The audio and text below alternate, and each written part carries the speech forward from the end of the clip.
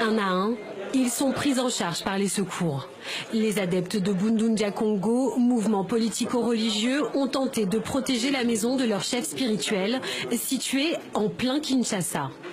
C'est ce lundi soir que la police congolaise a débuté son opération contre les miliciens du mouvement sécessionniste.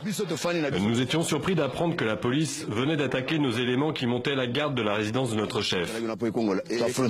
En les affrontant, nous avons incendié leur véhicule. Ils ont pris la fuite avec les cadavres de ceux qui sont morts, parce qu'ils combattent à l'américaine.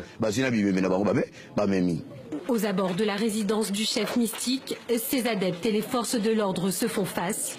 Ici, dans le quartier de Joli Parc, la tension n'est toujours pas retombée au lendemain de l'intervention de la police.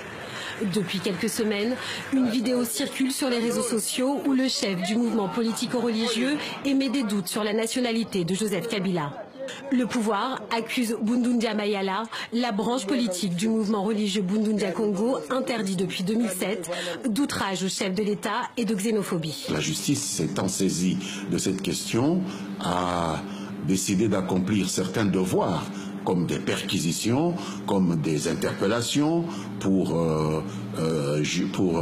statuer sur ces cas, et qu'en arrivant sur les lieux, les agents des forces de l'ordre commis à cette tâche se sont heurtés à la résistance. Et pour les adeptes, le bilan est déjà lourd. Une vingtaine de personnes ont été blessées et au moins 3 ont trouvé la mort. Les autorités ont fait savoir que 22 personnes avaient été interpellées.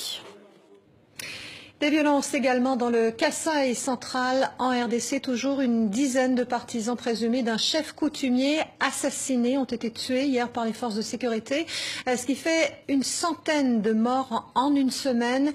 Les autorités parlent de légitime défense des forces de l'ordre face à des jeunes drogués. L'opposition demande une enquête indépendante.